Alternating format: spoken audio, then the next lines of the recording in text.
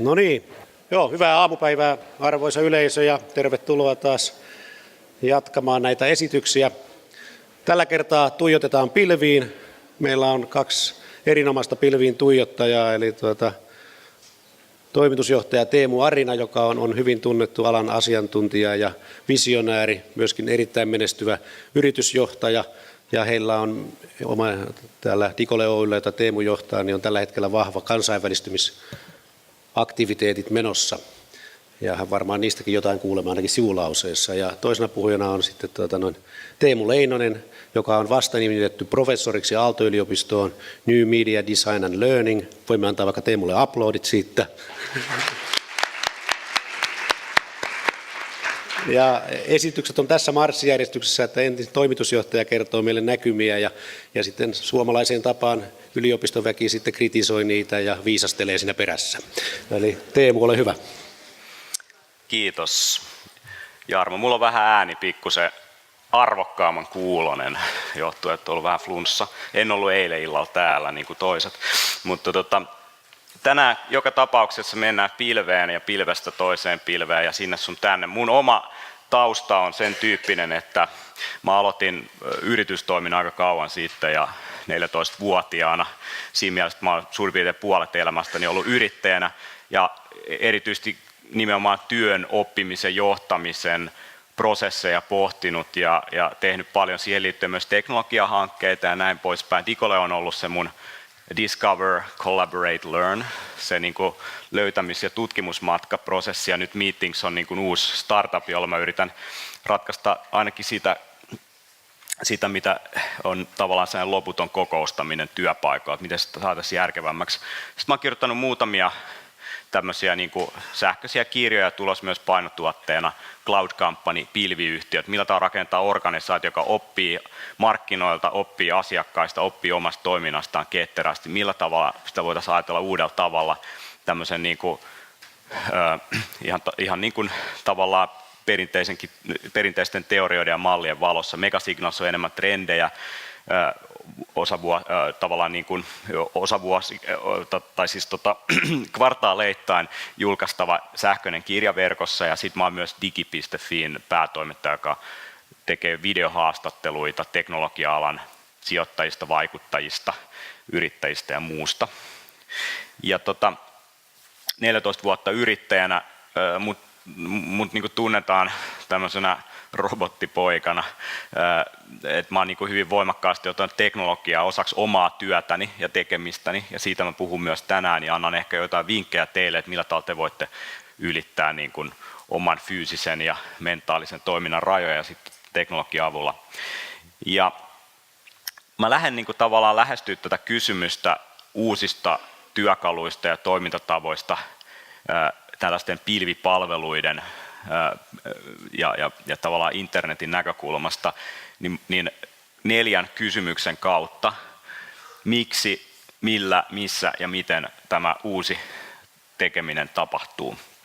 No ensin asetetaan vähän kontekstia, että mistä me lähdetään liikkeelle, ja tietysti mielessä, jos me ajatellaan siirtymää teollisen kauden logiikasta tällaiseen jälkiteolliseen, tietointensiiviseen työhön, mitä nyt ehkä Peter Drucker kuvasi sitä, että me ei tehdä niin kuin lihaksilla, sen toiminnan kohteena ei ole lihaksilla tehtävä työ, vaan se on aivoilla tehtävä työtä. Nyt ne aivot on hyvin verkottuneita ja tavallaan niin kuin arvokkain työ on aina yhdessä tehtyä työtä ja sitä tehdään verkottuneesti. Ja yksin tehtävä työ on sellainen, mikä helposti ulkoistetaan tai hajautetaan vaikka Intiaan tai teknologialle tai sitten käytetään joukkoistamisen keinoja tänä päivänä. Että tavallaan se, mikä on arvokasta työtä ja missä se arvo syntyy, niin se ei ole enää niin yksiselitteistä ehkä mitä se oli teollisella kaudella. Ja ihmiset sen sijaan, että ne hakisivat sitä, että ne tekee työn systemaattisesti aina samalla tavalla ja oikein, niin tänä päivänä se niin kuin hyvä työ onkin sitä, että sä teet uusia asioita, rakennat uutta tietoa yhdessä muiden kanssa ja työnantajatkaan ei enää halua vain ihmisiä, jotka tietää ja osaa asioita, vaan sellaisia, jotka myös saa aikaiseksi löytää ne oikeat ihmiset ja tavallaan niin kuin oppikirjan vastausten sijaan löytää niin kuin tapoja, että miten meidän pitäisi katsoa maailmaa uudella tavalla. Ja siitä mä oon niin päätynyt sellaiseen niin ajatukseen, että tehokkain oppiminen tänä päivänä niin lähtee voimakkaasta verkottumisesta, että lisätään niitä kytköksiä siihen ympäristöön, hajautetaan sitä osaamista inhimillisille ja ei-inhimillisille järjestelmille ja pyritään niin maksimoimaan se vuorovaikutuksen jakaminen tässä yhteydessä. Et toisin sanoen sellainen työ on arvokasta, johon niin muut pääsee kontribuoimaan ja jossa sä itse rakennat myös muiden työn päälle, etkä rakenna sen viereen jotain omaa hiekkalinnaasi. Hyvänä esimerkkinä tästä voi olla esimerkiksi Quora. Quora on tällainen palvelu, jossa voi esittää kysymyksiä ja sitten voit seurata muiden kysymyksiä ja niitä voidaan kategorisoida eri tavalla, esimerkiksi e-oppiminen voisi olla yksi kategoria. Ja tämä järjestelmä pyrkii hakemaan parhaat mahdolliset vastaajat verkostostaan, jotka vois vastata näihin ja tekee erilaisia suosituksia tämän suhteen. Sitten sä alat niin saamaan sieltä muiden ihmisten, jotka tekee samanlaisia asioita kuin siinä, ajattelee samantyyppisiä juttuja, mutta ihan eri kontekstista. Saattaa olla jostain Intiasta, saattaa olla Jenkeistä, saattaa olla Australiasta ja näin poispäin. Et se tavallaan ongelma monella työpaikalla on se, että jos sä haluat ideoida jotain, niin sä kysyt sit vaikka joltain kollegalta niin kuin ideoita, niin todennäköisesti sä kuulet vaan jotain sellaista, jonka sä oot jo kuullut, tai tavallaan ikään kuin ei päästä ihan tarpeeksi niin kuin kaukaa katsoa sitä asiaa, koska meillä on tietty kulttuuri ja tavallaan tapa nähdä asioita yhdessä tietyssä kulttuurisessa kontekstissa. Mutta sitten jos sä pystyt tuomaan sinne ihmisiä laajemmin ulkopuolelta, jotka näkee ihan erilaisen maailman, niin sitä kautta sä pääset pidemmälle siinä suomalaisessa ajattelussa. Ja silloin niin kuin tällainen, että miten sä esität hyviä kysymyksiä, miten sä löydät niin kuin mahdollisimman diversejä vastauksia näihin kysymyksiin, niin on tänä päivänä tavallaan semmoisen niin kuin tehokkaan tietotyön ja yhteistyön yksi sellainen niin kuin peruspilari. Ja tässä nyt esimerkiksi, kun mä olin menossa aikanaan Italiaan ja Sveitsiin puhumaan, niin oppimisen tulevaisuus, että en minä tiedä mikä se on. Jos mä kysyin ja sitten mä sain pitkin jäsenneltyjä vastauksia ja mä muutin sitä kautta mun esitystä. Eli mikä sen hienompaa kuin että joku muu tekee sun puolesta osittain sen työn. Ja jos nyt ajattelette vaikka väikkärin tekemistä tai mitä vaan, niin sehän on remiksaamista ja kerätään ideoita sieltä sun täältä, mitä ihmiset on tuottanut kirjoita ja haastatteluita ja muuta, niin jotenkin tämä niin kuin sosiaalinen media katalysoi tämän tyyppisiä prosesseja entisestään. Mutta tämän tyyppisessä maailmassa me eletään, että meidän pitää niin kuin lähteä siitä, että ei Teemu osaa, vaan Teemu ja Teemun verkostot yhdessä osaa jotakin, jolloin niin kuin Teemu on osittain niin kuin yhtä voimakas kuin mikä sen kytkökset on niihin verkostoihin ja sen kyky hyödyntää niitä, ei vaan se mitä se tietää ja mitä sen mielessä on. No millä laitteella me sitten kytkeydytään näin? No teknologia tietysti on se kanava, jos me ajatellaan pilvipalvelua tai jotain sosiaalista mediaa, niin se menee helposti teknologiavetoseksi, että kun me hankitaan tämä härveli, niin siitä homma niin kuin ratkee. No oppilaitoksissa on otettu oppimisympäristöjä käyttöön ja ajateltu, että sillä ratkaistaan tämä verkko-oppimisen haaste. Mutta mä muistuttaisin aina tavallaan näistä tällaisista teknologiavalinnoista siitä, että teknologia on Trojan hevonen. Se on niin kuin kaunis, se on kiva lahja tavallaan, kaikki odottaa sitä niin kuin kuuta nousevaa. Sitten kun se härveli tulee, niin sitten tämä homma on niin kuin hanskassa. Mut se on Trojan hevonen. Itse asiassa me luultiin, että se on niin kuin meidän teknologia meidän orja ja se auttaa meitä tekemään jutun. Meistä tulee sen orja lopulta. Me tehdään sen järjestelmän ehdoilla asioita sen sijaan, että se järjestelmä tekisi meidän ehdoilla asioita. Ja tavallaan niin kuin tosi monissa paikoissa niin kuin määritellään etukäteen ne työkalut ja haetaan tavallaan, että mikä olisi niin kuin tavallaan se uusin, kattavin systeemi ratkaisee tämän päivän ongelmat. Se ongelma on, että siinä vaiheessa, kun otetaan käyttöön, niin se on vanhentunut, maailma on muuttunut ympärillä. Joten millä tavalla me voitaisiin ajatella teknologiaa, että se niin kuin mukautus niihin meidän konteksteihin, että se ei ole vaan, niin kuin, että me tehdään nyt 10 vuodeksi joku valinta, vaan että me voitaisiin tavallaan niin kuin räätälöidä tilanteen mukaan ja nähdä, joka kerta kysyä, että onko tämä enää niin kuin se paras tapa tehdä näitä asioita. Siinä mä näen nämä pilvilaitteet vapauttavana, että ne tavallaan niin kuin, mihin kuluttajat on nyt tottunut on se, että ne voi räätälöidä itselleen oman niin kuin tavallaan työympäristön siihen puhelimeen tai siihen iPadiin tai johonkin. Että ne voi ladata, niille opetetaan alusta asti asentaa niitä sovelluksia ja ne tekee usein vain yhden pienen asian. Että esimerkiksi kuvan ottaminen ja jakaminen, sitten sulla on toinen jollekin toiselle. Ja sitten kun tulee joku parempi tai paremmin sun tilanteeseen sopiva kuvaamiseen sopiva sovellus, niin sä voit helposti vaihtaa sitä. Että näiden niin kuin sovellusten elinkaari saattaa, että sä tarvitset 2 minuuttia, sä et tarvitse enää koskaan. Ja meillä on niin kuin organisaatioissa ihmiset on jumiutunut niin kuin standardoituihin työasemiin ja tietojärjestelmiin. Ja se niin kuin jokainen tavallaan niin kuin vaikka startup-yrittäjä niin kuin minä, joka voi rakentaa oma IT-ympäristönsä, tai oppija, joka on oikeasti kiinnostunut oppimista, eikä vaan niin kuin testailla instituutiosysteemejä, vaan niin kuin hakee koko ajan itselle ongelmanratkaisun tueksi erilaisia välineitä, on oppinut kuinka niin kuin tehokasta ja voimakas tällainen niin kuin apuväline voi olla. Jos siitä tulee sun niin kuin ruumiin jatke, ja ne sovellukset, niin ne ei ole vaan jotain sovelluksia, jotka automatisoi jotain, että kuvan ottaminen, vaan sitten siellä on verkosto ihmisiä, jotka käyttää sitä samaa sovellusta, siellä on miljoonia käyttäjiä, ja sitten sä rupeat näkemään, että ne, jotka otti tämän kuvan, otti näitä kuvia ja näin poispäin. Ja sitten me palataan siihen kuoraan, että kuorassa sä voit esittää kysymyksiä, ja sä näet, että mitä kysymyksiä muut on esittänyt, ja yhtäkkiä sä näet, että tavallaan, että joku on esittänyt paremman kysymyksen, tai joku on esittänyt jonkun kysymykseen paremman vastauksen, kuin mitä sulla itselläsi on kykyä tavallaan esittää. No missä tämmöinen uudenlainen työ sitten tapahtuu? Jos me mennään vähän syvemmälle tavallaan niihin prosessiin, no okei, se on yhä niin kuin mobiilimpaa, eikö niin, että se on niin kuin liikkuvaa työtä. Ja tietyssä mielessä niin tämä teknologia, joka sulautuu meidän ympäristöön, että me ei enää niin kuin nähdä, että mä nyt menen koneelle, nyt mä oon niin kuin netissä, vaan mä voi olla melkein missä vaan, ja sitten mulla on ehkä nyt joku apuväline siinä mukana, joka kytkee mut siihen verkostoon. Ja se alkaa pikkuhiljaa muuttua näkymättömäksi, se sulautuu osaksi auton tuulilasia, sitä niin kuin työpöytää, osaksi sun silmälasia, mitä ikinä, hyvinkin nopeasti. Se on ihan toimivia ratkaisuja olemassa. Mutta kun me liikutaan fyysisessä maailmassa, niin on hyvä muistaa ikään kuin se, että kaikissa fyysisissä tilanteissa on aina enemmän tai vähemmän väärät ihmiset paikalla. Että se asian tekeminen, on se palaveri tai se luokkahuonetilanne tai mikä vaan, niin se, että me liikutellaan atomeita yhteen, että me tehdään jotain yhdessä, niin se on aika raskas prosessi ja se vie paljon resursseja.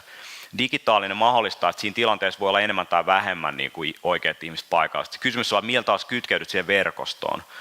Että jos me ollaan palaverissa, me käsitellään jotain kysymyksiä, niin millä tavalla me tuodaan siihen ulkopuolelta näkemyksiä, jotka auttaa meitä niin kuin ratkaisemaan sen siinä, eikä me tarvitse järjestää uutta palaveria sen asian tiimoilta. Jolloin jokaisella tämmöisellä kohtaamisella tilanteessa voi olla tapahtunut, se on niin kuin ITK-konferenssi, täällä on Twitter-taustakanava, keskustelukanava. Mä pystyin seuraamaan sitä ennen kuin mä tulin tänne. Eli ennen jokaista tällaista tilannetta ja tapahtumaa sinulla pitäisi olla joku tällainen niin kuin mekanismi, jonka kautta voitte yhdessä jakaa siihen liittyviä asioita. Jolloin kun te tuutte kasvotusten, niin teille ei mene siinä aikaa niihin statuspäivityksiin ja siihen, että niin kuin päivitätte toiselle, mitä on tapahtunut tai jaatte informaatiota. Se informaatio voidaan jakaa ennen. Ja sitten kun kaistan tarve kasvaa, että meidän pitää tulla kasvotusten, että meillä on joku tärkeä ongelma, mikä me pitää yhdessä ratkaista, niin silloin me tullaan kasvotusten. Ja sitten kun me ollaan kasvotusten, niin joku ei päässyt paikalle, tai täällä olisi hyvä olla joku toinen, tai me ei tiedetä, ketä me olisi kannattanut kutsua tähän, niin silloin millä tavalla se, niin kuin, luodaan se digitaalinen kanava, johon ihmiset voi kytkeytyä ja seurata, mistä puhutaan. Se voi olla verkkostriimi, se voi olla, me käytetään jotain Google Docsia, editoidaan yhdessä, joku voi etäällä seurata. Mitä ikinä, mutta mikä on tavallaan sitten se digitaalinen jalanjälki, joka me jätetään siitä reaaliajassa ja sen jälkeen, johon muut voi palata. Jolloin meille tulee jokainen tilanne on tavallaan, se on aika tilavaruudessa, se on niin kuin yhdessä pisteessä, mutta sitten samaan aikaan se on niin kuin jatkettu moneen suuntaan, että siihen voi ihmiset päästä sitten mukaan. Jolloin mä niin kuin, tavallaan niin kuin puhuisin tällaisen kommunikaation, yhteistyön pitkästä hännästä, long tailista. Että meillä on tavallaan siinä on se niin kuin 4-5 niin kuin huipputyyppiä niin kuin just kokoontunut ja miettii sitä juttua. Mikä on se pitkä häntä ihmisiä, jotka vois olla siinä tilanteessa mukana, miten me tuodaan ne siihen, mitkä on ne ideat, informaatio, mitä meillä ei ole siinä tilanteessa vielä. Ja silloin niin kuin tavallaan jokaisen tilanteen DNA, digital and analog, on tavallaan sellainen, joka sisältää sen digitaalisen ja myös sen analogisen komponentin. No mä oon miettinyt näitä tilanteita toki tosi paljon, että kun mä perustin tämän Meetings startupin 2010 lopussa, kun mä rupesin miettimään, minkä ongelmien parissa mun asiakkaat edelleen painii, että niillä on ihan liikaa kokouksia, ne on niin kuin lähes poikkeuksetta aika huonosti järjestetty. Ihmiset, jotka tulee niihin kokouksiin, ei tiedä, mitä varten se kokous on järjestetty, ja niin kuin usein se niin kuin kokouksen lopputulos ei ole se, että mitä kukakin tekee, vaan että järjestetään uusi kokous. Jolloin kokouksesta tuli tällainen lääke kaikkiin vaivoihin. mikä on mun mielestä aika hauska tapa sanoa se. Että menee niin kuin, se ainakin yrityspuolella varmaan monessa hallinnon tehtävissä menee niin kuin kokouksiin puolet kuukaudesta ja sitten loput puolet lähetellään sähköpostiin liittyen kokouksiin, että milloin tavataan seuraavan kerran. Ja aina siellä jotain hukkuu ja tämä on niin kuin älyttömän tehoton. Me käytetään niin kuin vanha-aikaisia niin kuin menetelmiä, siis kokous ja sitten sähköposti, joka on vähän niin kuin savumerkkejä ja lennätin, niin sellaisten asioiden tekemiseen, joihin tarvittaisiin nyt jotain muuta. Tai joku toinen tapa olisi fiksumpi. No, tietyssä mielessä, jos me ajatellaan kokousta, niin se on ratkaisuongelma, jota ei enää ole. Mitä sillä tarkoitetaan? No, sillä tarkoitetaan sitä, että usein kokous, kun me tullaan yhteen, niin me tullaan selvittämään jotain, mitä me ei vielä tiedetä. Tai me tullaan tekemään jotain päätöksiä tai jotain muuta. Mutta sellainen tilanne, missä me tullaan yhteen selvittää jotain, mitä me ei tiedetä. Mä en esimerkiksi tiedä sen asiakkaan jotain juttuja, että mä voin myydä sille jotain, ja se asiakas ei tiedä mun tuotteista palveluista mitään, joten me tavataan. Niin tämä tutkimusmatka ikään kuin tähän, tai työpaikalla se, että mitä me ollaan viime aikoina tehty, niin tämän tyyppistä informaatiota voidaan jakaa hyvinkin tehokkaasti verkossa, jolloin meidän pitäisi niin kuin rajata se fyysinen vuorovaikutus sellaisen, joka on oikeasti aidosti siinä fyysisessä tilanteessa arvokasta. Ja nyt sellaiset kokoukset, missä pitäisi oikeasti nyt hankkiutua eroida puolet kalenterista tyhjentää välittömästi, on Facebook-statuspäivityskokoukset fyysisessä maailmassa. Eli ihmiset, jotka ei käytä Facebookia, ne tulee kasvatusta ja tekee toisilleen 140 merkin statuspäivityksiä. Että mä tein viime viikolla sitä ja sitten asiakas sanoi tätä ja tota ja sitä. Niin tavallaan, että luodaan sitten sen sijaan just tämmöinen vähän niin kuin organisaation sisäinen Facebook. Facebook on metafora, en mä sano, että pitää käyttää Facebookia.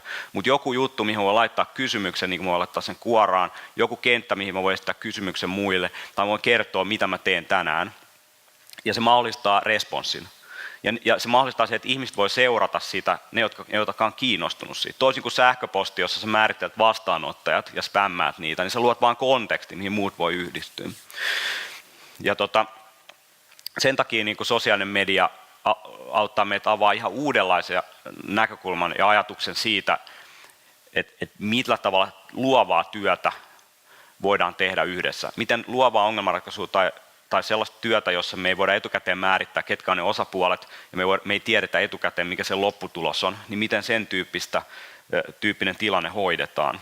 Ja siihen on syntynyt kaikenlaisia, voidaan käyttää toki Facebookia, Twitteria ja muuta, mutta jos organisaation sisällä, niin Yammer voi olla sellainen, organisaation sisäinen viestikanava tai joku Podio, joka myytiin just Citrixille. No mä itse analysoin omaa sähköpostikokousmaailmaa, koska mä haluaisin ymmärtää, että onko mä niinku oikeasti pulassa. Ja sitten tässä on tämä mehiläisparvi, eli jokainen piste on niinku yksi sähköposti. Ja niin kuin näette 2008 lähtien, niin se vaan niinku tihenee tihenemistään.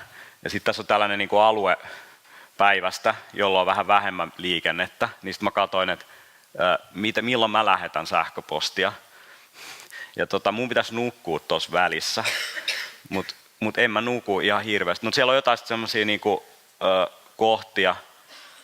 Esimerkiksi tässä mä oon ollut 1,5 kuukautta viidakossa, niin mä en oikein pystynyt. Mutta niin kuin näette, niin kuin yrittäjäelämä on vähän sellaista niin kuin hyvin ohuit hetkiä lomalla ollaan ja näin, mutta kyllä se, niin kuin, sitä niin kuin meilaillaan ympäri vuorokauden. Ja sitten kun pannaan yhteen nämä tiedot, niin mä rupesin laskemaan, että jos mä olisin normaali työssä käyvä ihminen, 253 työpäivää vuodessa, niin jos mä otan mun kokoukset ja mä lasken niin kuin se, että montako tuntia mä istun niissä mun kalenterin perusteella, niin esimerkiksi 2010 lopussa niin 7,5 tuntia kokouksia. Sitten kun sä käyt ruokatauolla, niin se oli hauska, kun oli tuossa jossain kaupallisessa tai talouselämästä tai jossain oli niin kuin ihan just hiljattain se, että 98% ihmisistä lähettää työhön liittyvää sähköpostia vapaa-ajalla, että tähän on tultu. Sitten mä totesin siihen itse, että mä lähetän työhön liittyvää sähköpostia vaan vapaa-ajalla. Sitten kun mä pääsen töistä, niin sitten se vasta alkaa se duuni ja tästä näkyy niin tämä mailin määrä. Kuinka moni teistä tunnistaa niin tämä ongelma? No niin, meillä on ihan älytön ongelma. Ja mä lupaan teille, että jos niin mennään eteenpäin, jos tämä jatkuu näin, niin 2-3 vuoden päästä te ette tee mitään muuta kuin lähetätte sähköpostia. Jolloin tämä on niin väärä väline moniin tämän päivän viestintäkommunikaatiotilanteisiin ja tämän on loputtava. No siksi mä itse lähdin rakentaa sitten tätä härveliä, jossa meillä on joku konteksti, me saadaan materiaalit, osallistujat, voidaan yhdessä muokata juttuja, siinä on helppo kutsua osallistujia. Jos sä haluat mun tätä esityksen, niin lähetä tuohon osoitteeseen mailia, niin näet kans miltä tämä systeemi näyttää. Ja idea oli luoda niin kuin se konteksti, että sen sijaan, että me lähetellään toisillemme CC-nä sähköpostia ja etsitään yhteistä aikaa, niin meillä on joku järjestelmä, joka hoitaa sen meidän puolesta. Me ei tarvitse niin miettiä niiden osapuolten osalta, että kun me kutsutaan ne tällaiseen tilanteeseen, että onko ne tottunut tämän tyyppiseen vuorovaikutukseen, ne voi ihan rauhassa meilaillakin, että nyt ne tulee mailillä kutsuja, materiaalit ja sitten ne voi painaa reply ja sinne matskut ilmestyy tänne. Mutta jos ne uskaltaa klikkaa sähköpostissa sitä linkkiä, niin ne näkee tämän näköisen näkymän. Eli tässä on niin kysymys siitä, että me haetaan yhteinen aika. Tämä järjestelmä auttaa siinä, että sen sijaan, että me lähetellään CC-nä toisillemme koko ajan, niin kuin, että milloin sopii kellekin, niin sit sä vaan ruksaat, mitkä sulle sopii. Ja materiaalit voidaan helposti jakaa sinne ja niitä voidaan kommentoida. Ja sitten kun sä yrität palata näihin asioihin 3 kuukauden päästä, että mitä me silloin Teemun mukaan puhuttiin, niin jos sä menet tänään nyt mailiin ja sä etit sitten Teemu Arinan, sä löydät kaikkea muuta. Sitten jos menet kalenteriin ja sen kokouksen, niin sit sä et löydä niitä materiaaleja ja keskustelua. Eli jos sä menet tähän meetingsiin, niin sit sä tavallaan niin kuin löydät sen kaiken ja sun kokoukset on pilvessä hyvin jäsenneltynä. No miten niin kuin pitäisi alkaa sit ajatella tämmöisessä kontekstipohjaisen kommunikaation maailmassa, jossa ei määritellä vastaanottajaa etukäteen, vaan luodaan konteksti, mihin on helppo kutsua ja muutkin voi kutsua uusia ihmisiä, niin miten meidän pitäisi alkaa ajatella sitä meidän tekemistä? No perinteisessä maailmassa organisaatiot määritteli tavoitteet ja visiot ja missiot ja suunnitteli kaiken niin kuin liiketoimintasuunnitelmilla ynnä muilla toimintasuunnitelmilla ja 5-vuotissuunnitelmilla muilla niin kuin maailman valmiiksi. Että näin tämä niin kuin menee. Ja sitten niin kuin se pläni oli se, että miten me kurotaan tämä meidän niin kuin utopistinen käsitys, idea tulevaisuudesta ja tämä nykyhetki umpeen. Niin tavallaan niin kuin hyväksyy sen, että maailma on iteratiivinen, meidän pitää liikkua ensin ennen kuin me voidaan tehdä johtopäätöksiä. Ja sitten enemmänkin keskitytään siihen prosessiin, että miten me kommunikoidaan, eli miten me järjestetään se meidän tekeminen niiden tilanteiden ympärille, kun me opitaan jotain uutta siitä ympäristöstä. Ja mä tuun niin kuin tänä päivänä hyvinkin vahvasti tavallaan sieltä yrityspuolelta, niin mua kiinnostaa arvonluonti, niin mun mielestä yritykset ei luo mitään arvoa enää tänä päivänä, ei niiden tuotteet mitään arvoa luo, vaan se arvo syntyy vuorovaikutuksessa niiden asiakkaiden käyttäjien kanssa. Ne on tärkeä komponentti siitä. Ja organisaatiot oikeastaan niin kuin luo arvoa ainakin voi yksinkertaistaa 3 tavalla. Yksi on niin kuin exploitaatio, arvon luominen nykyisyydessä. Imetään mehut kuivia siitä nykyisestä mallista tai tekemisestä, tehostetaan sitä, vähennetään jotain niin kuin tehottomia osa-alueita siinä. Mutta sen haaste on aina se, että maailma muuttuu, jolloin meidän pitää niin kuin luoda arvoa tulevaisuudessa, eksploraatio, että me haetaan, tutkitaan, opitaan meidän ympäristöstä ja tuodaan niitä sinne meidän tekemiseen. Koko ajan, joka päivä tavallaan se oppiminen on jokaisen prosessin ytimessä se ydinprosessi, jokaisen toiminnan ja organisaatio-ihmisen ydinprosessi on oppiminen. Ja silloin niin kuin, tai se kysymyksen asettelu, se metatason keskustelu siitä, että onko tämä enää relevanttia, miten me on tehty näitä asioita aikaisemmin, jolloin mennään eksploraation suuntaan. Ja sitten tavallaan, miten tämä orkestraatio tapahtuu näiden välillä. Et Nokia tietyssä mielessä niin on pulas just sen takia, että ne niin kuin teki vaan tätä eksploitaatiota vanhalla liukuhihnalla ja sitten maailma ajoikin ohi niin kun ne platformit ei ole enää relevantteja, se laite ei ole enää niin relevantti kuin se vuorovaikutus niiden käyttäjien kanssa. No mä teen startuppia tänä päivänä, mä tykkään tosi paljon niistä ajatuksista, mitä siellä heitetään, että pahimmillaan sä voit tehdä on tehdä niin kuin liiketoimintasuunnitelma.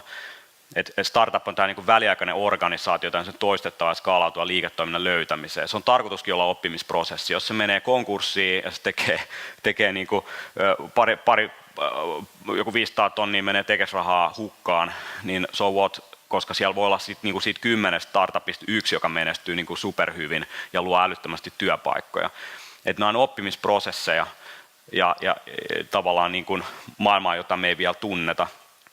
Ja sitten jos me ajatellaan organisaatio, että miten me luodaan organisaatio, joka voisi olla kyvykäs sitten oppimaan, niin ainakin 3 suunnasta sitä pitäisi tehdä. Yksi on siitä kontekstista, mikä on markkina, eli mitä me opitaan siitä ympäristöstä, millä tavalla me niin kuin hahmotetaan se verkosto, miten me tavallaan systeemiajattelun keinoin ymmärretään ne syy-seuraussuhteet, ymmärretään meidän niin kuin toiminta laajemmassa ekosysteemissä, tämmöisessä liiketoiminta-ekosysteemissä, miten me ketterästi vastataan niihin muutoksiin, millä tavalla me luodaan muille mahdollisuuksia rakentaa meidän työn päälle, miten me kontribuoidaan muiden työhön. Sitten oppiminen asiakkailta, eli ymmärretään ja niin kuin hyväksytään, että se asiakas on tärkein komponentti siinä koko prosessissa, johon puhutaan interaktiivisesta arvonluonnista, eli millä tavalla niin kuin me otetaan tämmöinen niin kuin käyttäjäkeskeinen suunnittelu ja design siihen keskiöön, että me suunnitellaan asioita lähtien niistä käyttäjistä ja asiakkaista, millä tavalla me niin kuin osa niistä tehtävistä siirretään sinne asiakkaiden tehtäväksi. Otetaan Iron Sky-elokuva, niin monet kysymykset, niin kuin, että miltä näyttää, kun luoti osuu panssariin, tai niin kuin, miltä voisi kuulostaa, kun avaruusalus lentää ohi, niin nämä on sellaisia pieniä ongelmia, joita joku muu pystyy hyvin ratkaisemaan kuin siinä niin kuin isolla tuotanto-organisaatiolla. Se, tuolla on joku, joka sen tekee mielellään 2 tunnin duunit, tekee supermielellään se, miten me niin kuin otetaan ne ihmiset mukaan siihen. Et me ollaan niin kuin liian itsekkäitä, me ajatellaan, että me niin kuin pystytään tekemään tämä koko juttu. Et kyllä loppujen lopuksi niin kuin siellä markkinoillakin on ihmisiä, jotka pystyy kontribuoimaan ja tekee sen tosi mielellään. Ja sitten kun saatat ne mukaan, niin ne ei ole enää vastaanottajia, kuluttajia, vaan ne osallistujia ja ne kokee se omakseen. Ja sitten oppiminen toiminnasta, se työympäristö. Sen sijaan, että niinku johtaja määrittelee muille työtehtävät, meillä on niinku tämmöinen raportointi, esimies-alainen tyyppinen suhde olemassa hierarkisesta maailmasta, missä ihmisille ei ole riittävästi informaatiota työnsä tekemiseen, jolloin ne joutuu kysymään esimieheltä tai kollegoilta tai jostain, mitä niiden pitäisi tehdä.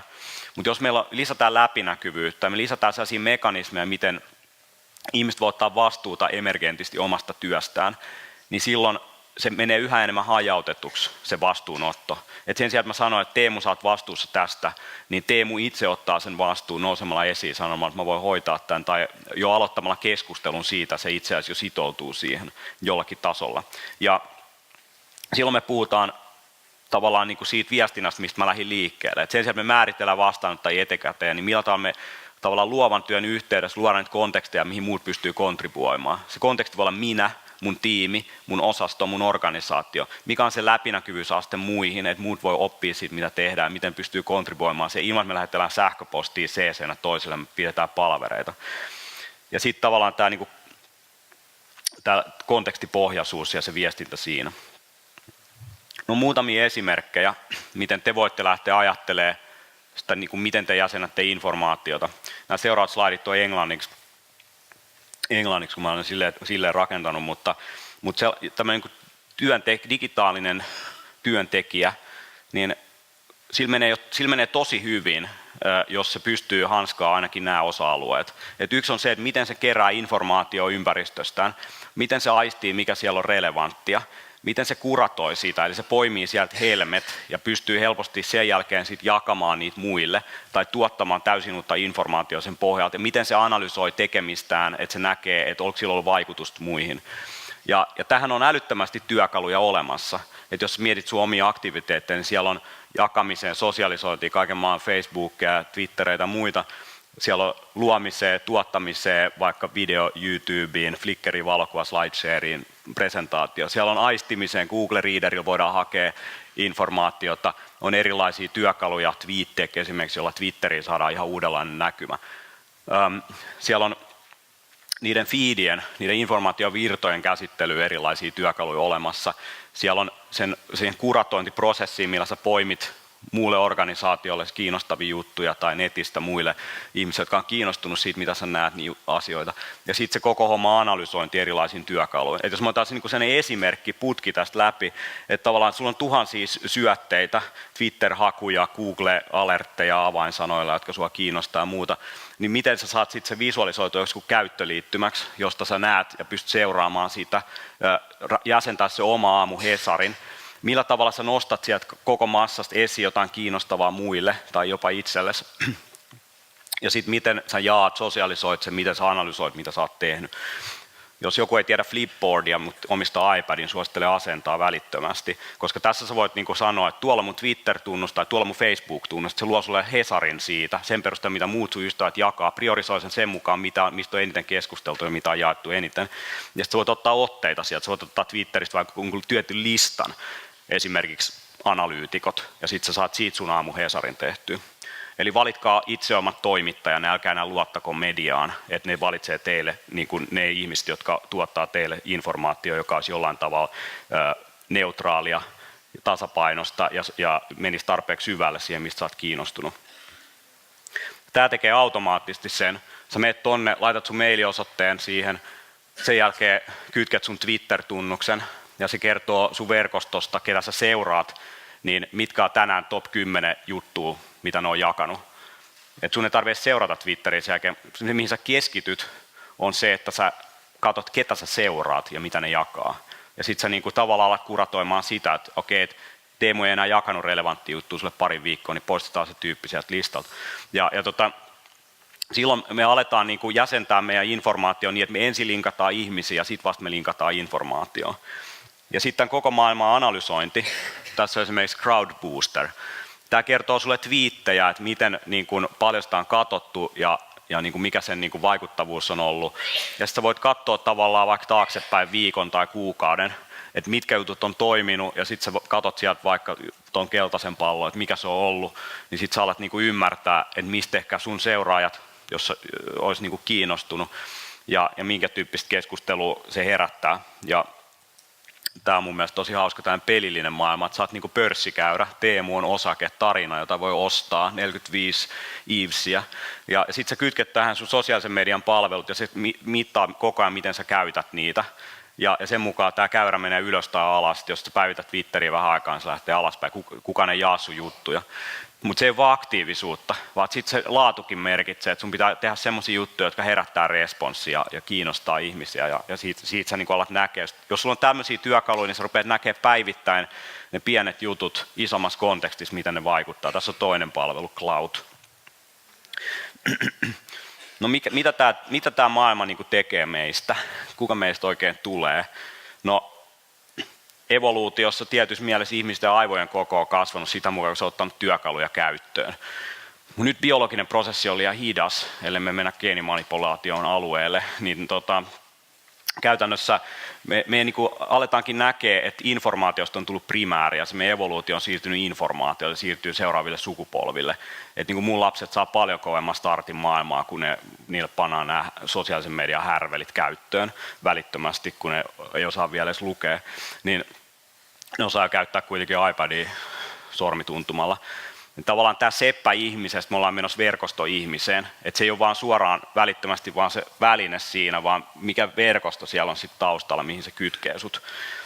Jolloin meidän syntyy taas niinku pilviaivot, että se ei ole vaan enää sitä, niinku, että koulussa tankataan niinku toi neuroniverkko täyteen kaikenlaisia synapseja, vaan niinku miten sitä koko ajan niinku joka päivä sit, pidetään virkeässä tilassa, että se niinku kehittyy ja löytää uusia näkökulmia siihen maailmaan, minkä se on nähnyt tietyllä tavalla. Mä olisin tosi huolissani, jos mä näkisin maailman samalla tavalla niin kuin 10 vuoden päästä, tai jos mut tunnettaisiin niistä asioista, tai mä olisin edelleen niin kuin saman alan asiantuntija, samanlaisia duuneja. Kyllä nyt tiedetään tutkimuksestakin, että aivot alkaa surkastumaan, jos ei niitä treenaa tarpeeksi, niin tavallaan se niin kuin muutokset siinä verkostossa on tosi tärkeä. Et välttäkää jumiutumista, ajatelkaa pilveä mahdollisuutena eikä uhkana. Kokeilkaa näitä välineitä. Nuoret tulee kasvaa ihan erilaiseen maailmaan kuin miten itse olette kasvaneet. Tämä on iso mahdollisuus. Kiitos teille kaikille.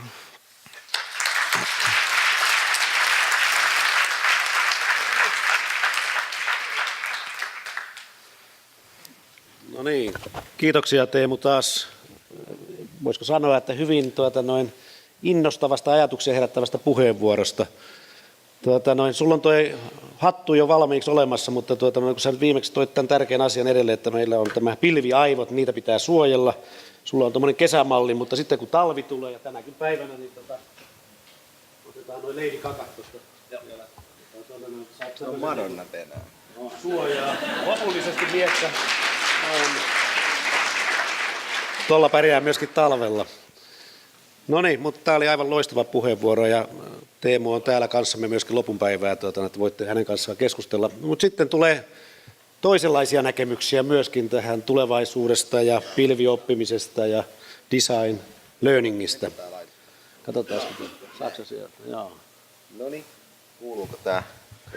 Kuuluu, joo. Hyvä. Joo, kiitos. Me vähän Teemu Arinan kanssa puhuttiin sillä, että mä koittaisin esittää jotain kritiikkiä ehkä tuohon hänen esitykseen. Ja kyllä mulle sitten tulikin mieleen muutamia asioita.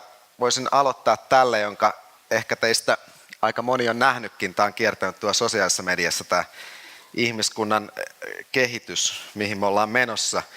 Ja mä oikeastaan ajattelen, että tämä mun jonkinlainen pääkritiikki tuohon, mitä Teemu puhuu, mulla ei ole mitään erityistä sitä vastaan tuommoista toimintaa, paitsi että mun mielestä se itse asiassa on aika tämmöisen rationaalisen työn, jopa Taylorismin seuraava vaihe. Ja kun me tiedetään, että tämmöinen äärimmilleen rationalisoitu työ ei synnytä innovaatioita, mä vähän epäilen, että se voi olla ongelma myös tässä. Jos me hirveästi optimoidaan sitä omaa aikaamme ja tekemistämme tehokkaaksi, niin se onkin näennäisesti tehokasta, koska meidän pitäisi innovoida ja keksiä jotain uusia asioita. Ja me tiedetään, että uusien asioiden keksiminen vaatii aikaa ja laiskuutta ja laaja-alaista sivistystä ja monien asioiden harrastamista yhtä aikaa. Ja mä luulen, että toi olisi ehkä se mun pääkritiikki. Mä palaan tähän aiheeseen ehkä vähän myöhemminkin. Tosiaan ton nappasin tuossa äkkiä verkosta, kun näin ton Teemu Arinan viimeisen kuvan. Ja mun mielestä tämä on ihan hauska ajatus ja näkemys tulevaisuudesta ja niistä haasteista, mitä meillä tulevaisuudessa on. Mutta mä otin tämmöisen otsikon itselleni, kun Jarmo antoi meille aika vapaat kädet, että mistä me puhutaan, niin mä ajattelin, että mulla on muutamia ajatuksia tulevaisuudesta ja ehkä sen tekemisestä myös. Ja sitten kun mä mietin itse, että mitkä tekstit tai kirjat tai ajatukset mulle on ollut tärkeitä, missä on jotenkin kuvattu tulevaisuutta, niin mulle nousi 2 tämmöistä tutkimuksellista teosta. Ehkä, no oikeastaan tämä on tämmöinen, Fukuyama on ihan oikeaa tutkimusta, valtiotieteilijä, yhdysvaltalainen, joka kirjoitti vuonna 1992 tämmöisen kirjan kuin The End of History and the Last Man, missä hän ennustaa sillä tavalla, että tämmöinen liberaali markkinatalous ja demokratia on voittanut tämän ideologisen taiston maailmassa ja meitä odottaa pelkkää hyvää, koska meidän ei enää tarvitse huolehtia tämmöistä asiasta kuin erilaiset ideologiat. Tietenkin muistatte, että oli semmoinen kylmä sota ennen tota.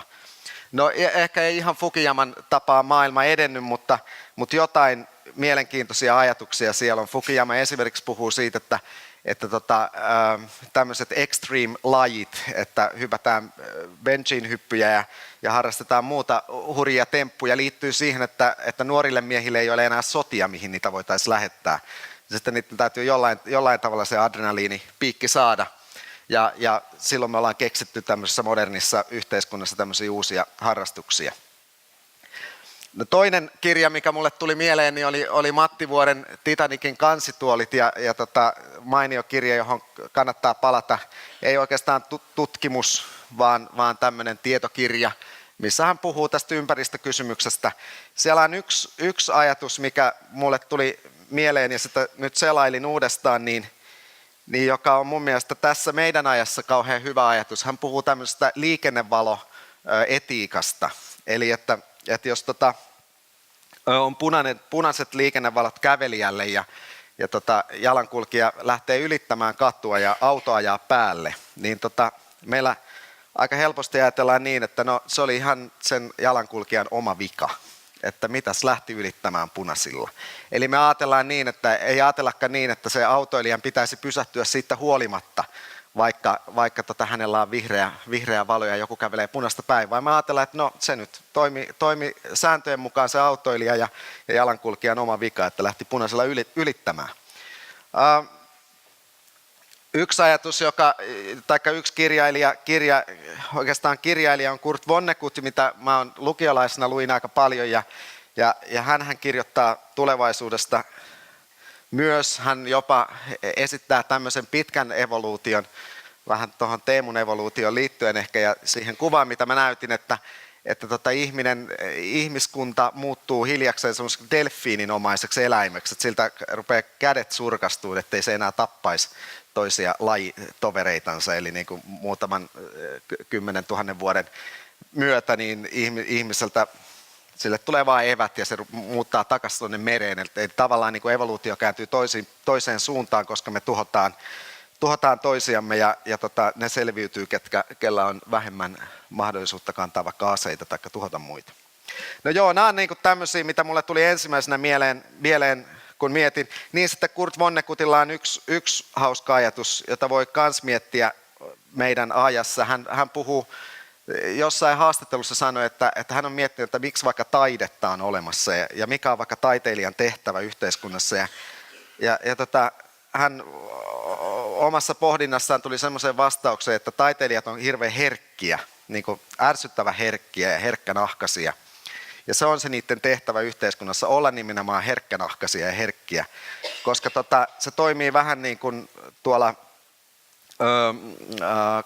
kaivoksissa nämä kanarialinnut, että sitten kun ne taiteilijat kuolee, niin sitten se on hälytysmerkki siitä, että yhteiskunnassa tapahtuu jotain hurjaa tulevaisuudessa. Eli kanarialinnuthan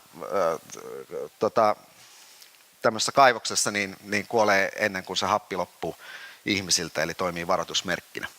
Okei, nämä tuli mieleen mulle kolme ihmistä kirjoittajaa, mutta sitten mä ajattelin kuitenkin puhua tästä oppimisesta ja varmaan tästä tulee kritiikkiä tuohon Teemun esitykseenkin, että mitä sitten tutkimuksesta me tiedetään hyvistä oppijoista, minkälaista hyviä oppijoita. Ja tämä on Sanna Järvelä, on puhunut muun muassa tästä ja tehnyt tämmöistä tutkimusta, niin siinä on mun mielestä aika hyvin läsnä semmoinen tietynlainen rauhallisuus ja mahdollisuus pysähtyä ja käyttää ei-tehokkaasti aikaa, eli pysähtyä ja pohtia asioita. Eli tietenkin me havainnoidaan, me arvioidaan, me säädellään omaa toimintaa ja olennaista on tämmöinen hienosti sanottuna metakognitio, eli ajatellaan omaa ajattelua, me ajatellaan omaa motivaatiota, miksi me ei olla motivoituneita tai miksi me ollaan motivoituneita. Sitten me säädellään tunteita ja käyttäytymistä noin yleensä. Ja mä sanoisin, että tuommoinen Teemu Arinan tapa tehdä työtä, niin siellä ei ole oikein aikaa tälle. On vaikea löytää sitä, että me eletään jatkuvassa tämmöisessä tykityksessä ja silloin on ehkä mahdotonta ruveta miettimään, että mitä mä oikeasti tästä ajattelen ja silloin ehkä sellaiset eettiset pohdinnat esimerkiksi jää vähemmälle.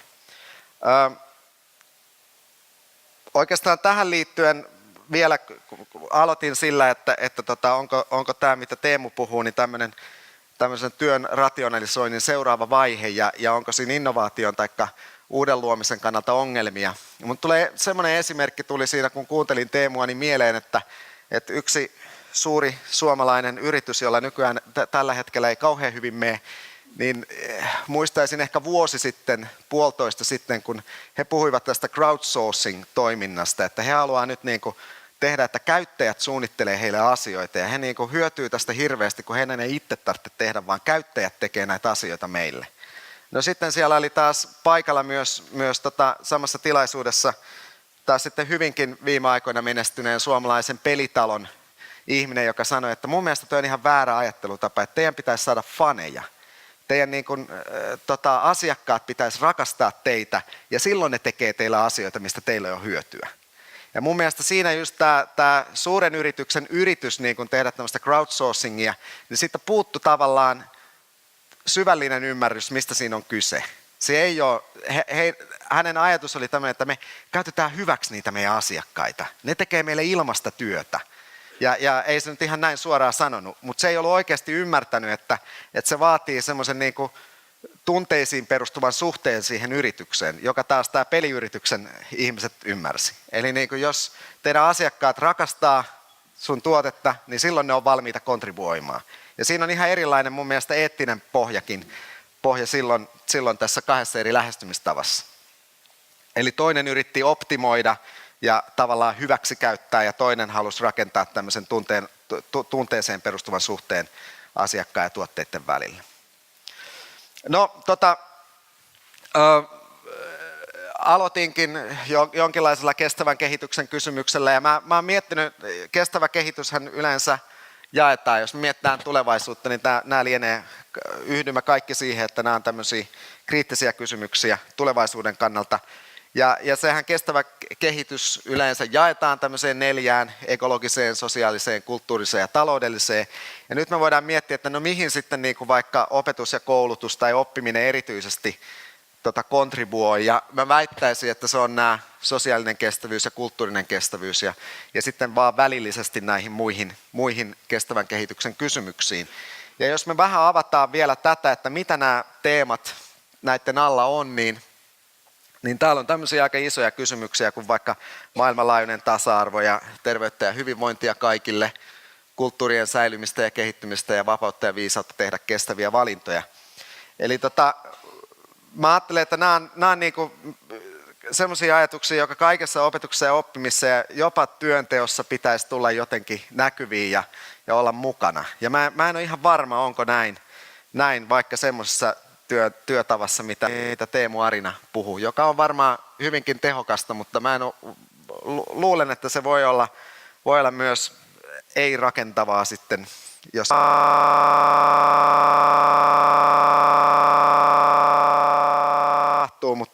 mutta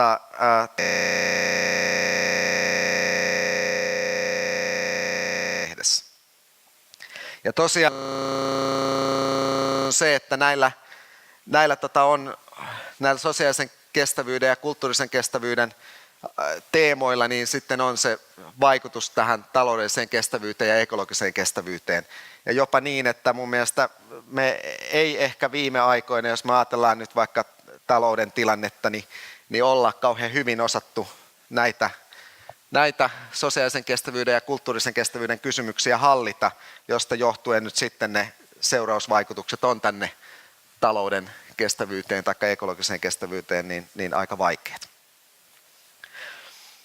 Okei, no tämä oli tämä mun tulevaisuusosa oikeastaan ja sitten mä haluan puhua pikkasen, Jarmo kertokin, että tämä mun professuurin ala on uusi media ja oppiminen ja tässä siis mä oon designeri ja mietin tämmöisiä design-kysymyksiä.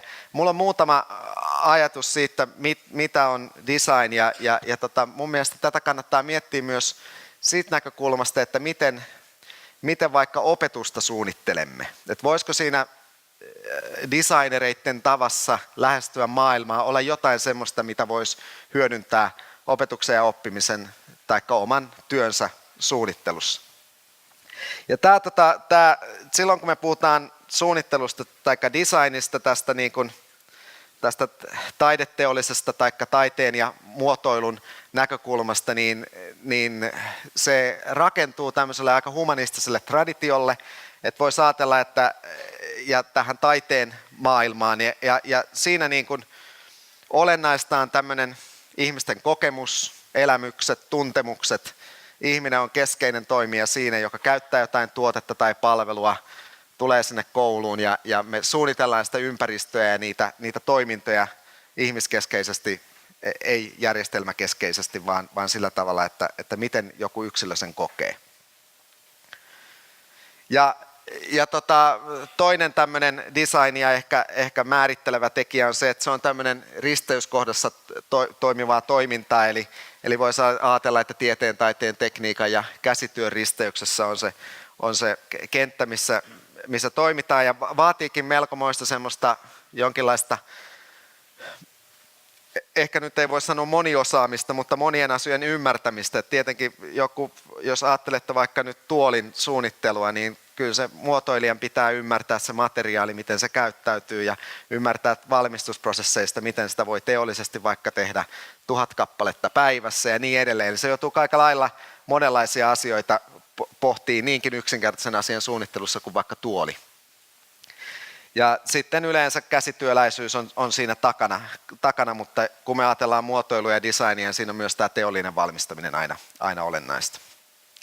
No yksi tämmöinen viime aikoina Suomessakin pinnalla ollut ajatus on tämmöiset, että maailmassa tai yhteiskunnassa meillä on tämmöisiä häijyjä ongelmia. Ja mun mielestä joku opetus ja oppiminen on just hyvä häijyongelma, joka tarkoittaa sitä, että siihen ei ole tämmöistä yhtä laskennallista ratkaisua. Ajatus esimerkiksi siitä, että se on vähän, jopa voisi sanoa, että kriittinen tämmöiseen verrattuna tietoon perustuvaan päätöksentekoon.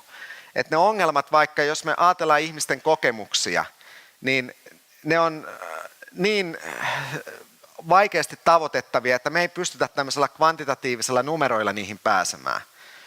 Ja mun mielestä hyvä esimerkki on siitä, että se on aika sama juttu, jos me pystytään jollain euromäärällä saamaan 20 opiskelijaa lisää tai 100 opiskelijaa lisää, jos ne ei opi mitään, joka on laadullinen asia. Että tämmöiset me helposti rakastetaan numeroita ja tehdään numeroilla päätöksiä, mutta samalla meidän pitäisi miettiä, että mikä on se kokonaisuus, mikä on niiden yksilöiden, niiden asiakkaiden tai ihmisten elämys, näkemys siitä palvelusta. Ja nämä on tämmöisiä häijyjä ongelmia. Oikeastaan kaikki, missä on ihmistoimijoita, niin on väistämättä tekee niistä häijyjä ongelmia. Muotoilulla, niillä tavoilla, miten muotoilijat tai designerit lähestyy ongelmia, niin niillä voisi olla kykyä ratkoa tämmöisiä häijyjä ongelmia. Ja silloin ne muodot on sitä, että me tutkitaan, mietitään, keskustellaan ihmisten kanssa, niiden tuntemuksia, ollaan aidosti kiinnostuneita siitä, että miten he tuntee jonkun palvelun tai tuotteen. Me koitetaan erilaisia prototyyppejä, että jos tuolintekijä tekee tuolia, niin silloin 10 tai 100 erilaista rakennelmaa, mitä hän sitten on siinä ennen tehnyt, ennen kuin hän saa sen ensimmäisen prototyypin. Ja tämä on tämmöinen kokeilevalla toiminnalla, hiljakseen haetaan se oikea muoto, saadaan joku semmoinen, mikä sitten on monistettava. Ja tämmöinen ongelmanratkaisutapa, niin voisi olla yksi tapa koittaa näitä häijyjä ongelmia ratkoa. No, sitten tämä tulevaisuus, tai oikeastaan miten se tehdään, niin tämmöisellä design-menetelmällä, niin haluan siihen vielä lopuksi sanoa muutaman sanan. Mutta aloitetaan kuitenkin historiasta, niin kuin tietenkin kun jotain suunnitellaan tulevaisuuteen, niin on järkevä aloittaa. Eli mä oon määritellyt tämmöiset 5 erilaista vaihetta, miten tietotekniikka on otettu kouluissa käyttöön.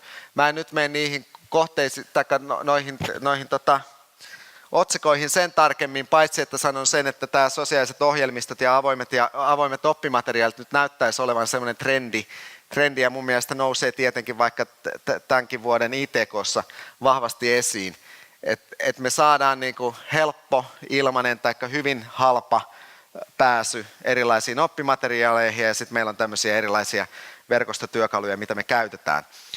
Ja nyt mä ajattelen sillä tavalla, että kun me tavallaan niin kuin tässäkin vaiheesta nousee esiin se, että nämä on erilaisia ratkaisuja, mitkä on tehty tietyssä ajassa, tietynlaisia kokeiluita, ja en usko, että historia on tässä loppunut millään tavalla, mutta mä toivoisin, että meillä olisi semmoinen ajatus, että kun me tehdään näitä prototyyppejä, niin meillä on tavoite kuitenkin jotenkin valtavirtaistaa niitä myös, eli tehdä se, mikä on tämmöisen teollisen tuotteen suurin arvo, että se voi kopioida, se on monistettavissa, silloin tämmöinen erityinen arvo, joka muuttaa sitten niitä meidän toimintatapoja. Ja mä oon sillä tavalla Teemun Arinan kanssa samaa mieltä, että se on tämmöinen Trojan hevonen, joka muuttaa sitä toimintaympäristöä. Mä väittäisin, että se on positiivinen Trojan hevonen parhaimmillaan. Eli että kun meillä on vasara, niin kaikki rupeaa näyttää nauloilta, ja se on ihan hyvä, jos meidän tarkoitus on naulata asioita kiinni. Eli mä ajattelen, että välineitä kannattaa hakea sitä muotoa aika pitkään, mutta sitten myös todeta, että nyt tässä on joku tämmöinen, mikä me voidaan monistaa. Ja tämä liittyisi mun mielestä myös niin kuin näihin palveluiden kehittämiseen. Että jos me löydetään joku hyvä toimintatapa toimia koulussa tai yrityksessä, niin sitten me katsottaisiin, että onko tämä jotenkin sillä tavalla paketoitavissa, että tämä voisi monistaa moneen paikkaan. No joo. Ja mun mielestä tämä nyt on tämä kehitys myös sitä, että nämä kaikki elää edelleen ja nousee nyt, vaikka kiinnostavaa on tämä, jos me ajatellaan, miten 70-luvulla tietotekniikka tuli kouluihin tämmöisenä ATK:na, missä tehtiin ohjelmointia, niin nyt on vahva uusi tämmöinen ohjelmoinnin nouseminen, on näitä Code Academia ja kaikkien pitäisi osata koodata. Mun mielestä se on ihan edelleen hyvä harrastus. Ja tämä kuvakin koittaa kertoa siitä, että nämä aikaisemmat vaiheet ei ole mihinkään kadonnut, vaan ne elää koko ajan siellä ja välillä ne tulee esiin ehkä uudestaan. Ja vaikka tämä ohjelmoinnin korostaminen on nyt taas tullut ja en mä sitä mitenkään kritisoi. Okei, nyt tuli aika polveiltua tämän teeman ympärillä. Mulla on muutama ajatus vielä tästä ihan designista, siis että me pitää ymmärtää, mikä on se historia, mistä me tullaan, ja ruveta miettimään, mitä siinä tehdään. Ja tämä vähän viittasinkin siihen, että ollaan tekniikan ja käsityön ja taiteen risteyskohdassa, mutta me ollaan koitettu mallintaa ja mun tutkimusryhmässä sitä toimintatapaa semmoiseen muotoon, että me pystyttäisiin tätä jotenkin miettimään sitä koko prosessia, kun me tehdään jotain suunnittelutyötä. Ja tämä on semmoinen malli, mitä me ollaan esitetty, tämmöinen tutkimuslähtöinen design-prosessi. Ja nyt se tuote siis mun mielestä ehkä se nyt ei tuoli voi olla, että tämä on ehkä mietitty näille digitaalisille tuotteille. Oikeastaan se voisi olla tuolikin, mikä on se suunnittelun kohde. Mutta yhtä hyvin se voisi olla vaikka toimintatapa. Se voisi olla vaikka, että me suunnitellaan lukukausi, miten koulu toimii seuraavana lukukautena, ja me voitaisiin käyttää tämmöistä mallia. Ihan pikaisesti kerron, tehdään tämmöistä contextual inquiry taikka alueen trendien kartoitusta, tehdään haastatteluja, tehdään havainnointia, ymmärretään mikä se ympäristö on, missä me suunnitellaan, ketä on ne vanhemmat, ketä on ne lapset, mikä niiden elämäntilanne on, mikä niille on tärkeitä asioita, jos olisi koulumaailma. Sitten me tehdään ihan tämmöistä kontrolloitua participatory designia, eli osallistavaa suunnittelua. Kutsutaan niitä ihmisiä tämmöisiin workshoppeihin, puhutaan niistä asioista, teemoista, mitä täällä on havainnoitu, koetetaan tehdä pieniä skenaarioita, miten se koulu vaikka toimisi, minkälainen olisi ihanne koulupäivä, miten lapset tulisi sinne ja mitä siellä tehtäisiin päivän aikana. Ja sitten tehdään tämä product design on, että asiantuntijat tekee erilaisia suunnitelmia, niin kuin prototyyppejä, mitä se voisi olla, ja sitten me tuodaan nämä prototyypit tämmöisenä hypoteeseina sinne ympäristöön, eli kokeillaan viikko, mitä jos se koulu toimisi tällä tavalla, miltä se tuntuisi, mitä muuttuisi, tuntuisiko se edelleen kivalta, onko tämä hyvä idea. Ja tämmöistä niin kuin iteratiivista prosessia mennään aika pitkäänkin. Ja tämä voi kuulostaa raskaalta ja niin se sitä onkin. Se vaatii aika lailla aikaa, se vaatii sitä pohdintaa. Ja oikeastaan haluaisin palata tässä yhteydessä siihen alkuun, siihen reflektioon, joka on niin olennaista siinä oppimisessa. Eli tämmöistä ei voi tehdä niin, että hei, nyt mulla on idea, koulu pitää toimia näin, nyt ruvetaan sitä tekemään. Vaan se vaatii ensinnäkin semmoisen aika tutkivan lähestymistapan siihen kouluun, sen arkeen, niihin ongelmiin ja haasteisiin, niiden ymmärtämiseen, sitten jonkinlaiseen yhdessä suunnitteluun ja sitten vasta niihin prototyyppeihin. Et mun mielestä aika usein meillä tällä alalla niin kuin tehdään näin, että nyt mulla on idea, miten mä opetan tämän jutun ja sitten me ruvetaan tekemään, eikä me oikeastaan ole mietitty, että onko se järkevää tai mitä oikeita haasteita se uusi tapa toimia nyt vaikka ratkaisisi. No tämmöinen tapa toimia niin on myös, liittyy tähän monialaisuuteen siis, ja mä oon sitä mieltä, että ihmisten pitäisi olla huomattavasti monialaisempia tai skitsofreenisempia, mitä tulee heidän käsityksiin tiedosta ja tieteestä ja tietämisestä. Tämä on aika laajasti Suomessa tunnettu Habermasin malli siitä, minkälaisia intressejä ihmisillä on, tiedon intressejä ihmisillä on. Mikä on niitä asioita, mitkä ajaa ihmiset oppimaan tai keräämään tietoa. Tämä on siksi niin suosittu Suomessa, että Niiniluoto on sen popularisoinut tämmöisen taulukon muotoon kirjassaan vuonna 1980. Ja siis jos me katsotaan näitä alueita, niin tämä on tämmöinen perinteinen niin kuin tieteen tapa lähestyä maailmaa, ja teknologia on se toiminta, me koitetaan ennustaa maailmaa, tämä on yleistä tämmöisessä luonnontieteissä ja sitten ehkä tämmöisessä suunnitelmataloudessa tai suunnitelmayhteiskunnassa. Ja tarkoitus on kontrolloida luontoa ja yhteiskuntaa tai toimintaa. Ja mä sanoisin, että Teemun malli esimerkiksi toimii aika paljon tällä puolella. Et se on niinku tämmöinen tiedon intressi, että me ennustetaan datan perusteella, mitä tulevaisuudessa tapahtuu, ja silloin me pystytään kontrolloimaan ja johtamaan sitä aluetta ja toimintaa. No sitten on muunlaisia tiedon intressejä vähän eri tieteenaloilla, eli humanistien tapahan humanistit yrittää ymmärtää kulttuuria, ihmistä, ja ne tekee tulkintoja maailmasta. Ne myös niin kuin jatkaa perinnettä, eli huolehtii siitä, että jotkut asiat, mitkä on meidän yhteiskunnassa tai kulttuurissa arvokkaita, niin siirtyy myös tuleville sukupolville.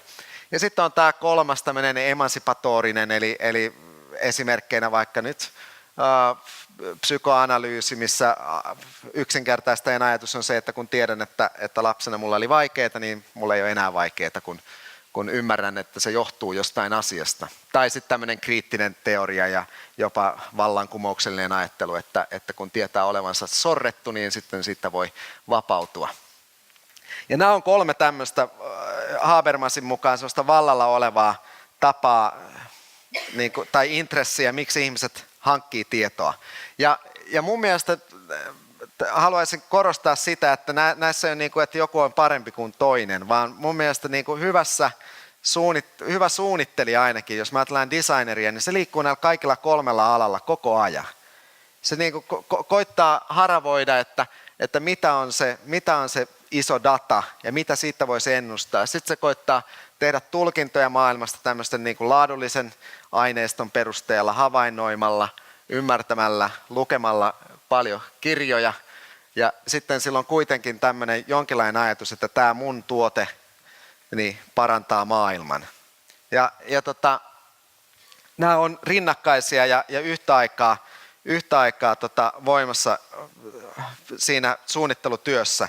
Ja mä en usko myös siihen, että näitä voitaisiin jotenkin tehdä työnjakoa niin, että okei, pidetään tämä insinöörin hommana ja tämä on sitten vaikka antropologin hommaa ja sitten joku hörhö saa kehitellä noita vallankumouksiaan. Ei se toimi niin, vaan nämä täytyy olla yhtä aikaa läsnä siis tavallaan samoissa ihmisissä. Ja tämä on hirveän vaikeaa ihmisille, koska nämä on myös tämmöisiä aika isoja tieteenfilosofisia, jopa niin kuin maailmankuvakysymyksiä, että minkälainen maailma on. Tähän liittyen ja siihen mun prosessikuvaan, niin mä oon vielä käyttänyt tätä. Tämä on aika usein kans käytetty malli. Karl Popper on tämmöinen filosofi, joka on jakanut maailman 3. Eli hän puhuu tämmöistä fyysisten objektien maailmasta ja nyt oikeastaan luonnon maailmasta, eli kivet ja puut, ei mikään mikä on ihmisen tekemää. Ja sitten on tämmöinen tiedon maailma, eli voisi yksinkertaisesti sanoa, että mielen sisäinen maailma, erilaiset ajatukset, siis tuolla on toi mental world, eli mielen sisäinen maailma, eli meidän ajatukset ja näkemykset, tulkinnat tästä fyysisestä maailmasta. Ja sitten on tämä tiedon maailma, joka sitten on kaikki rakennettu, eli kirjat, mikrofonit, niin edelleen. Kaikki, mikä on ihmisen luomaa maailmaa. Ja näiden kanssa me ollaan sitten näiden 3 maailman kanssa vuorovaikutuksessa. Eli vaikutetaan näihin, toimitaan niissä. Ja nyt sitten vielä viimeisenä kuvana mä näytän että miten sitten kun mietitään näitä 3 eri maailmaa ja sitten näitä eri tiedon intressejä ja miten sitten tämmöinen design tavalla ongelmia lähestyvä ihminen toimii, niin hän tavallaan tekee sitä contextual inquirya täällä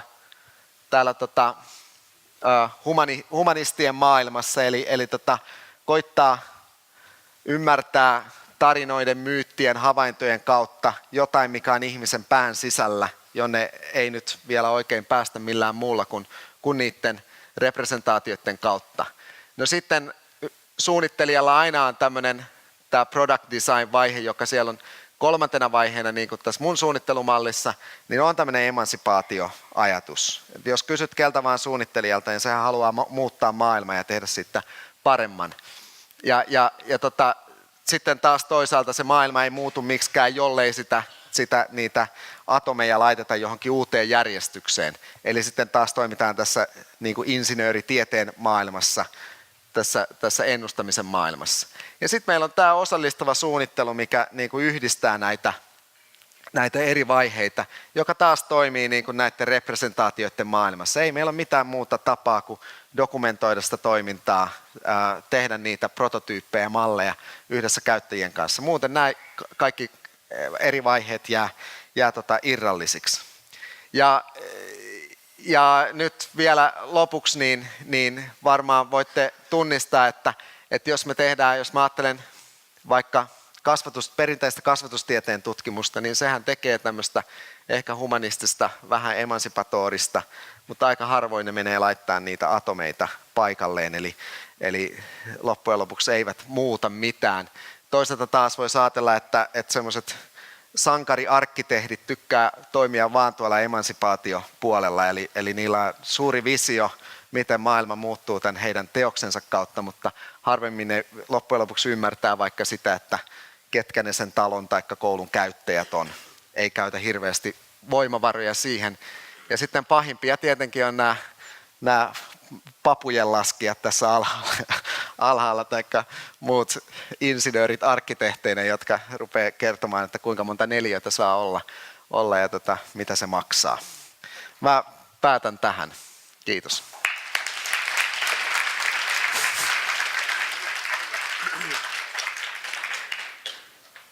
No niin, kiitoksia Teemu.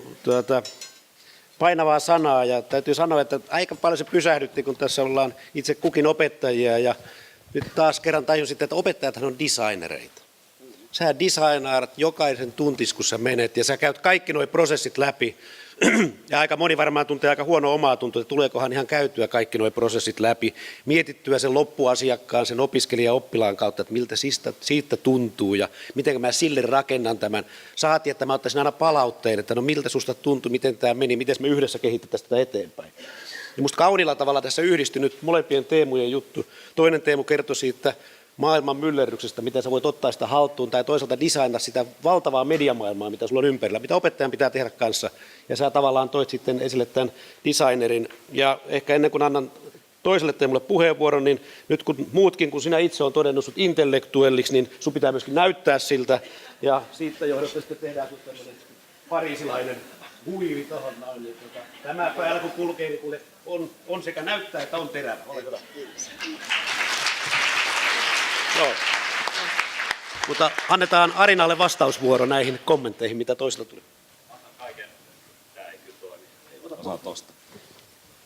Mä otan tämän kaiken kritiikin suurella ilolla vastaan, että mehän ollaan tavallaan eri mieltä, mutta sitten samaa mieltä monesta. Mutta se, mikä mulla heräsi tuossa niin yksi ajatus, on se, että tänä päivänä on tosi niin kuin trendikästä tämä palvelumuotoilu ja ajatus usein niin kuin myös teknologiatuotteiden piiristä, että tavallaan tämä teknologisti ja informaatioarkkitehtien tyrannia, niin kuin siihen ollaan tuomassa nyt siitä tavallaan muotoilun ulottuvuutta. Ja sä sanoit, että muotoilulla voidaan päästä sellaisiin ongelmiin käsiksi, jotka oli, mitä sä käytit termiä, että ne on niin kuin todella vaikeita, älyttömän vaikeita ongelmia. Niin miten sä kommentoisit tätä, jos me ajatellaan internetpohjaisia tai ylipäätänsä teknologiapalveluita ja niiden muotoilua? Mikä? Niin, pää. Onko tää päällä? Kuuluu. Joo, mun mielestä mä en ole varma, onko vaikka internetpalvelut, onko se kauhean häijyjä ongelmia, miten niillä ratkaistaan. Silleen, en ole varma, onko ne design-menetelmät siinä mitenkään tarpeenkaan.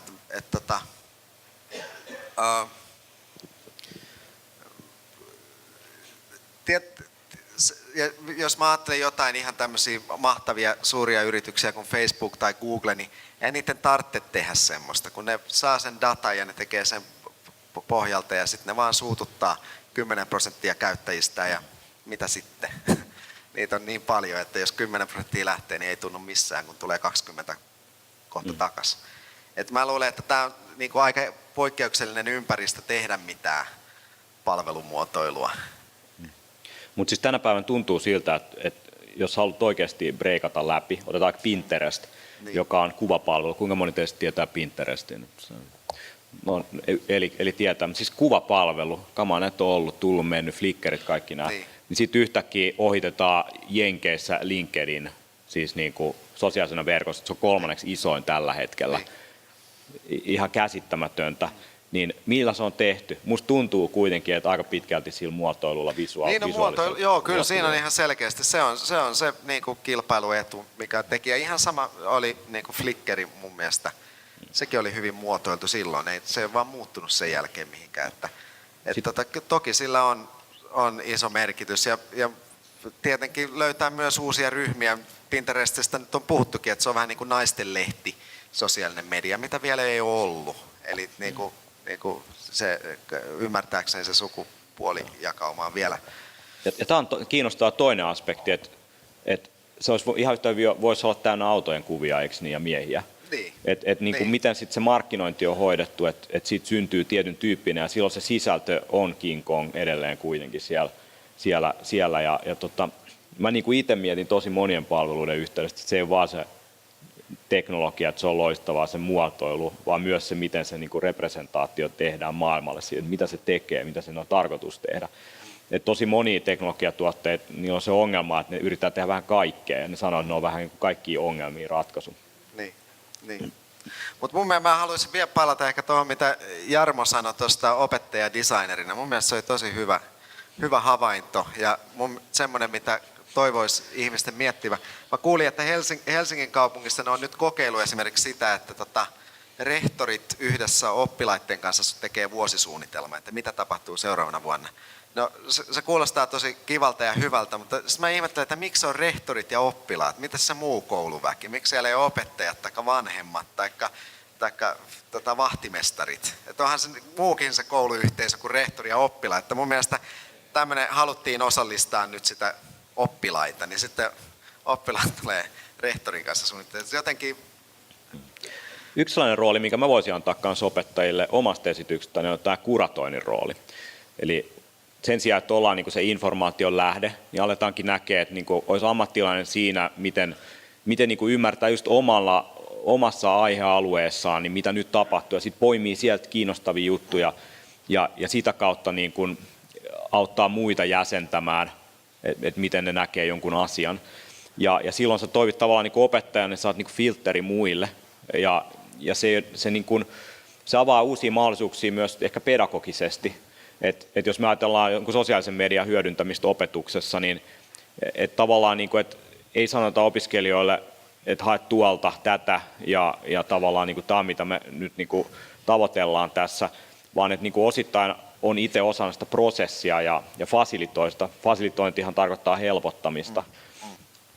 Niin jos tulevaisuutta haluaisi ennustaa ja teknologian hyödyntämistä siinä, niin mä uskon, että tämmöinen eriyttäminen mahdollistuu uudella tapaa. Ja nyt mun mielestä me ihan liikaa puhutaan siitä, että meillä on tukiopetusta ja tukipalveluita ja sitten että saako jotain nopeammin edistyviä sitten edes antaa niille, että onko se eriarvoista, jos ne saa ne tehdä nopeampaa.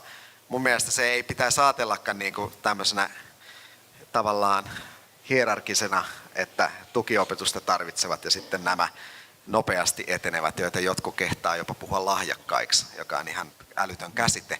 Vaan että me ajateltaisiin se avaruutena, että ihmiset on erilaisia, niillä on vähän erilaisia intressejä, että kyllä jotenkin uskoisin semmoisenkin maailmaan, että voitaisiin tulla toimeen, että kaikki tekisi vaan sitä, mitä ne itse oikeasti rakastaa tehdä ja mikä niiden intohimo on, ja saisi siitä elantonsa.